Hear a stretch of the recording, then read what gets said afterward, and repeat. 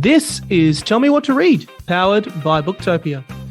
I'm Nick Wasiliev, and today I'm excited to share a special interview with our pick for Book of the Month for June 2022. In today's episode, Ben Hunter sits down for a conversation with Hayley Scrivenor, author of Dirt Town. Check the show notes for timestamps for the interview, and if you enjoy our content, drop us a review on Apple Podcasts, a like on Spotify, or wherever you are listening to our show.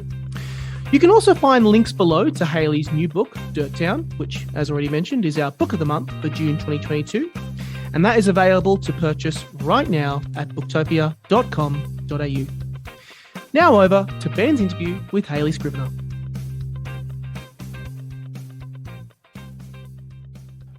Hello, I'm Ben Hunter, Booktopia's fiction category manager. I'm here at Booktopia HQ, and I'm sitting across from Hayley Scrivenor, who is our Book of the Month author of a book called Dirt Town, which I'm obsessed with, and I think you'll be obsessed with it very soon too. And I think you're going to be seeing it literally everywhere very shortly. So, Hayley, welcome. It's a pleasure to have you here on what's going to be a very busy book tour. Thanks for having me, Ben. This book has a lot of emphasis, a lot of energy behind it. Your publisher is treating it like the next Jane Harper, and it's the same publisher that published The Dry. There's incredible endorsements coming through. I want to just start by asking, how does it feel to have a debut book lauded in the way that it has been, to have these heavyweights coming in behind you? Yeah, there's a few layers to that because, of course, when you're writing a book, there's no, it's not a given that it will ever be published. And there were certainly points in the writing of Dirt Town where I kind of despaired that it was, I sort of thought it was destined for the bottom drawer. So the first layer is kind of getting, in my case, I was fortunate to be shortlisted for the Penguin Literary Prize, which is an unpublished manuscript prize. And it also won the Kill Your Darlings Unpublished Manuscript Award. And that's when I started to feel like, okay, there's something here that's worth kind of following. And the reason that those were both meaningful is that it was people in publishing and also writers. So then when you get to people like Jane Harper, Hannah Kent, Anne Cleeves, Chris Whitaker has also endorsed the book, the people whose writing I admire and who I really back as writers, kind of going out of their way to support the book is obviously wonderful.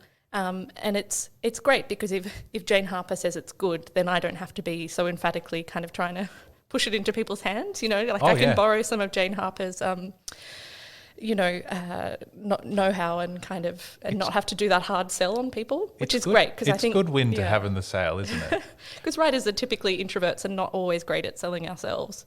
Well, that leads me to the next question, and we were talking off air a little bit about this as well. Is how does it now feel to have strangers, people who aren't connected to the book by vocation of being associated with your publisher, for example, or aren't friends and family, people who are just virgin organic readers who see a book that has potential and are now just reading it, and then you get to meet them and go to Writers' Festival and get the feedback, and how is that? It really is the best part, I think. So I did and we're talking, before the book is even out, but I did an event on the weekend at Sydney Writers' Festival, which is, I feel like it was a great place to sort of first talk. It was the first time I'd ever talked about the book in public, and it's like, go big or go home, I guess. But someone came up to me afterwards who had an advance copy of the book that he said he'd stolen from his daughter.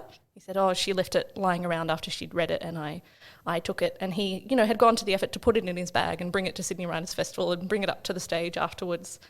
And that feels so good, and that feeling that this thing that you made has a life outside of, it's alive and doing its thing even when you're not in the room anymore.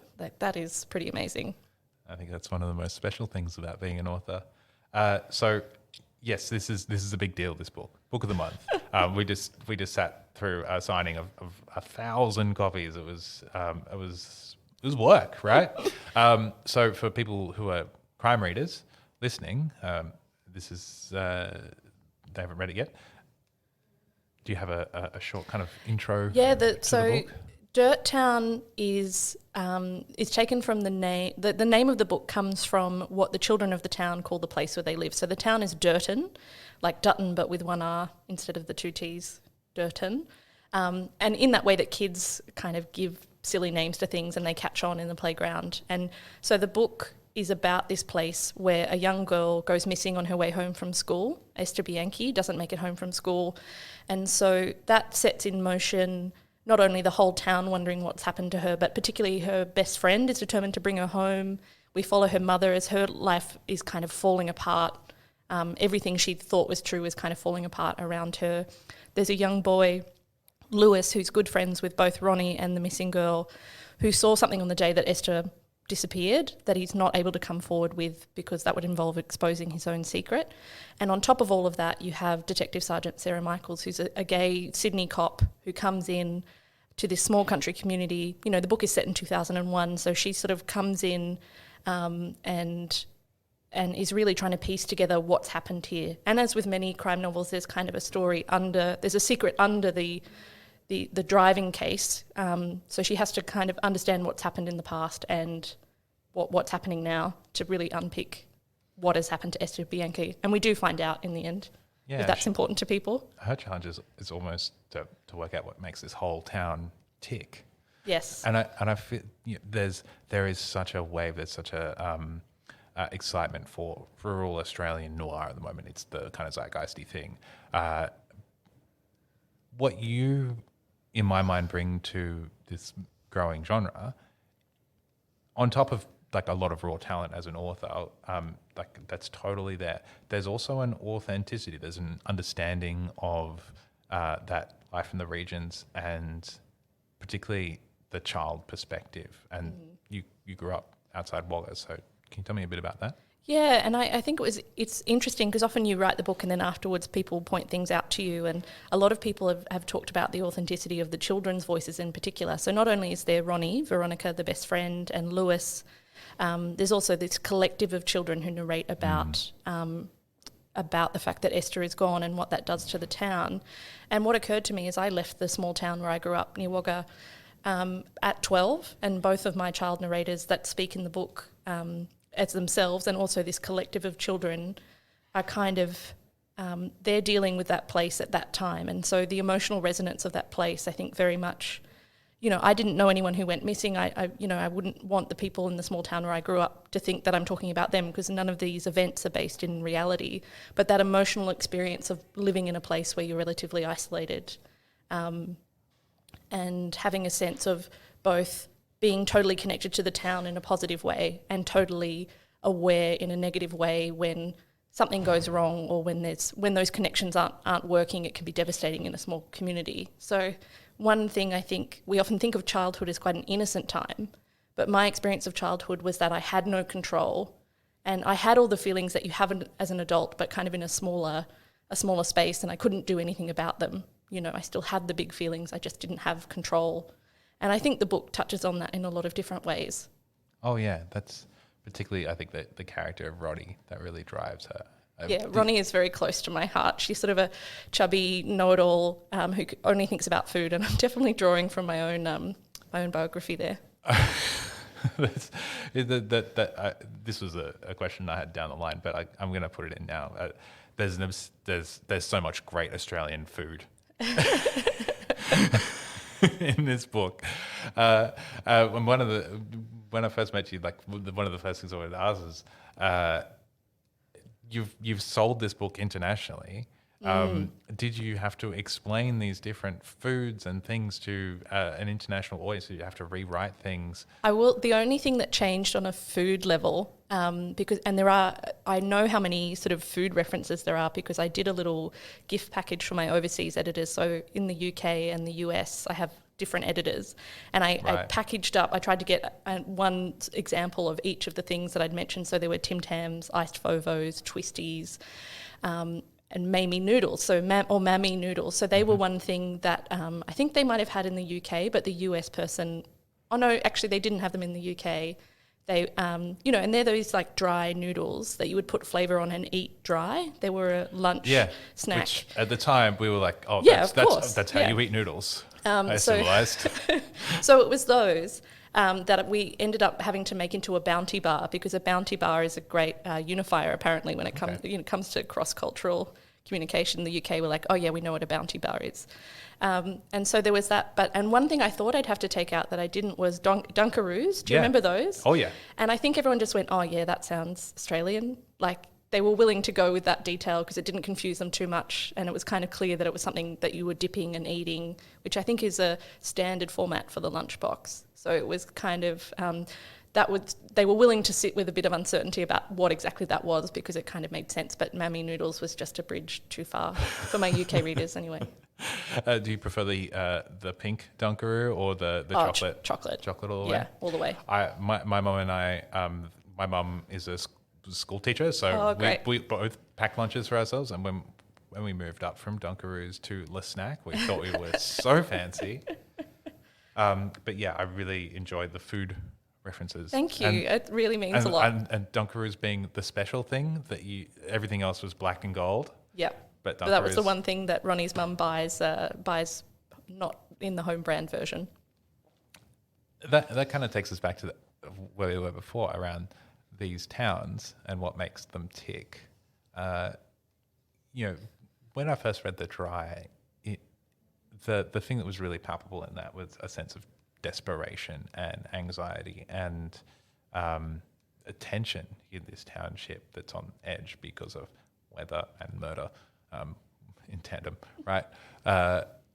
Here, there's a sense of being left behind, that particularly for the children, which you embody so well, and class is a palpable thing in this, and maybe that's where the authenticity comes in.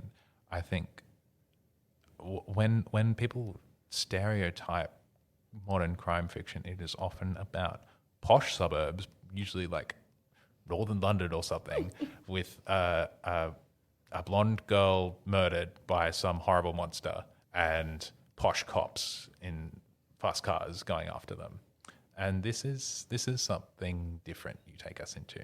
Yeah, I mean, I definitely think it's interesting you point that out, because there is a kind of lack of resources across the board, not only for someone like Ronnie, who has a single mum, who we learned has kind of came back to the town when Ronnie was very young, and is still there for reasons that Ronnie is not always able to understand, although she loves the town where she lives. And I do think there's a lot of, I think it's a lot as children, we don't have the ability to question where we live because we're just there. I do sometimes feel sorry for kids who like grow up in London. I'm like, where would you go? Like if you, or New York or something, if you've grown up just kind of having access to all of this stuff, Yeah. So I do think that the children of the town share in one way or another a lack of resources or a lack of things kind of going on. There's also a lack of resources when it comes to Detective Sergeant Sarah Michael's kind of investigation, for example, and there's sort of the community pulls together to kind of overcome that and do the search. But everyone, I don't know, that just seems much more real to me. And I think my characters are always aware of money and cost, and I just think that felt true, particularly in a town like Durton is, which is based on other towns that I know. This sense that the golden days are over and there's nowhere to go but down, which is not true of all country towns. And I think I would hate to kind of to kind of cast aspersions on places that I no longer live. I live in Wollongong now, but I remember coming to Wollongong and feeling like, oh my God, there's a youth centre. Like this is so, it's very, right. It just felt like there was so much going on. There were bushwalks and I could go to the beach and I could, so I think in a small community, that sense of things may change, but it may not be for the better. I think that does seep into everyone in that community. Tell me about the challenge of then putting a detective into that town, an outsider. How did you make your detective a real fully fledged character in the same way you did the children? Yeah, that's another great question. So the children were the easiest, and I did So as you would know, there's kind of 5 points of view in the book, which sounds like too many, but just go with me, trust me that all of them work, I think, for us to have an understanding of who Esther Bianchi was and for us to really miss her by the end. So I started with Ronnie. Ronnie was the closest character to me, and I kind of worked out there's Lewis as well, who's also a child in the town. There's the mother of the missing girl, and then Detective Sergeant Sarah Michaels was definitely the furthest from my own experience. And so really, with each of the characters, I wanted you to be able to open to a given page and know immediately who was speaking, and that was really required sinking into the voice. And voice is always an event of noticing, like not only what do they say, but what do they see in the world. Because Sarah notices very different things to Ronnie and Lewis, for example, and a lot of people do it. It's very useful to have someone from a place who goes away and comes back. I mean, that happens in The Dry. But with Sarah, she is totally new to the town, and I think she's sort of navigating it away from a lot of the structures of policing. Usually it's kind of just her and her detective constable who are investigating, but that gives her, she's really trying to understand the town, and it's a great way to just physically describe the town. It doesn't make sense for Ronnie, for example, to kind of go, all right, this is here in relation to that, because that's not how kids think. I think you're just like, oh, that's the shortcut that gets me to my Bubble O Bill faster. So I was always thinking about what each character would notice, and allowing that to sort of dictate the language that they used. And then you really get down to like word choice and stuff like that. The other thing that's really unique about this, obviously, is that collective voice, the we chapters. And I think the first and last chapter are we chapters, if I remember the story correctly. It's not, the word count-wise, it's not the major part of the book, but it is, the whole thing revolves on it. It's not what you expect in crime fiction. It's something different. Talking to you, it's something that's really important for you as a writer. That was kind of the crux of the whole project.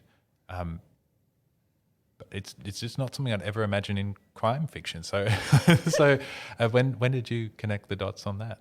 Yeah, so I think it is interesting because we're so used to characters either being narrating in the first person, so I did this, or being talked about in the third person, Ronnie did that, she went over there and she did that. But having this voice that says, we were there, we saw this, and we want you to know about it, is very, it was very much a decision to have that bookend the book. And it's almost like a spine throughout all of the events. So we have this collective of children who kind of know more than they should, right? And that's maybe more of the formal kind of provocation or challenge to readers, is to go, okay, you're not quite sure where these people are in time and space. And as you read on, you realise they kind of have access to things that they couldn't really know. But they definitely have bodies and they have experiences in the town. So there's also this layer you get to add of detail about what it's like to be there. But really what I think it does is, I think anytime a crime happens, something happens not only to that person and the immediate family around them, but everyone who hears about it or knows about that event is forever changed. And I really wanted to look at the full spectrum of what that looks like. For some people it's not a big tragedy, and for others it really touches their lives. And I just let me do that in a way that felt very like I wasn't just having this missing girl for kind of for the thrill of it, but really I wanted to examine what happens when you take a person away and what that leaves behind. And I wanted it to be a ripper kind of cracking read. I wanted to pull the reader through with plot. But I think I think of it as like a Greek chorus. They come in and they kind of tell us the world that we're in, and they also tell us the world that we leave behind when we exit the book. That's exactly what I was thinking of when I read it, is that Greek chorus. And it's really remarkable to read.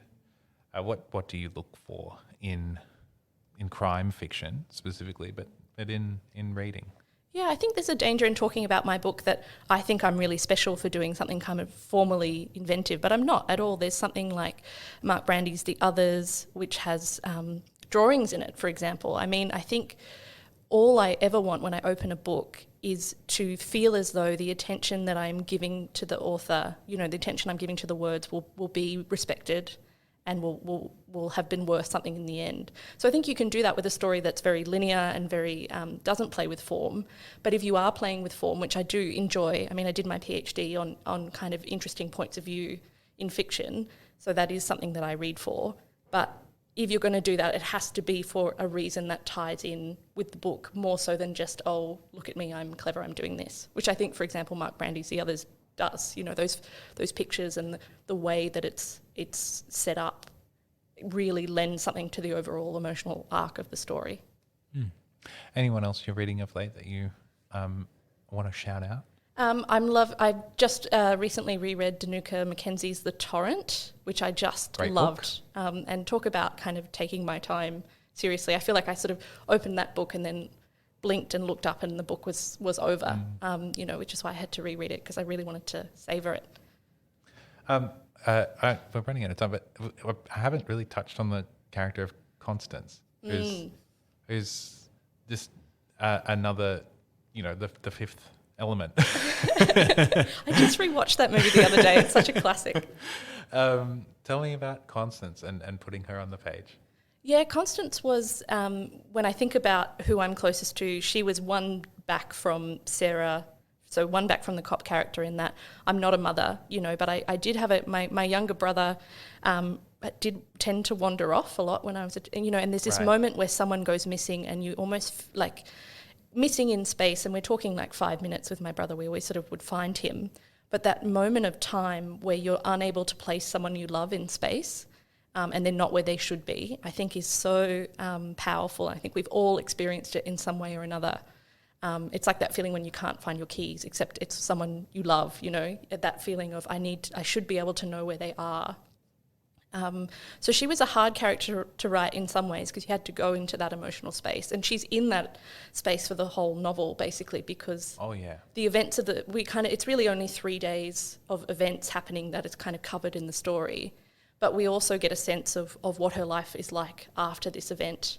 Poor Constance, she really, I think, is sort of forced to challenge everything she thought was true, and so she was. But she's also a character, like all of them.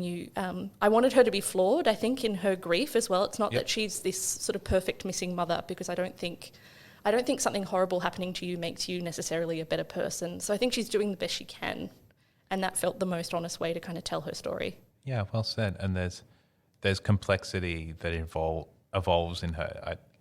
I couldn't put my finger on Constance when I first read her, but she evolves on the page, and that's a good thing, I feel. What will you write next?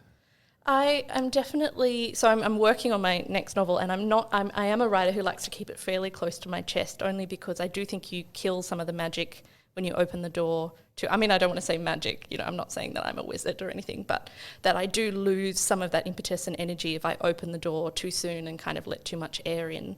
But I would say, for anyone who likes Dirt Town, it's sort of, I'm very compelled by, I enjoy the stakes of crime. I enjoy having someone die and having the stakes be kind of life or death.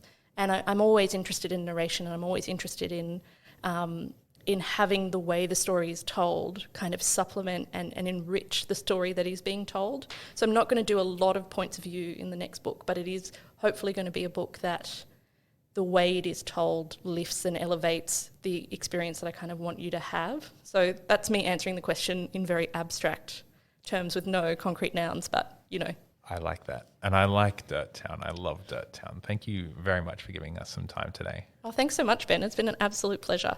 If you want to get a copy of Dirt Town, head to booktopia.com.au right now. As I said, June book of the month. Lots of signed copies. Get in fast.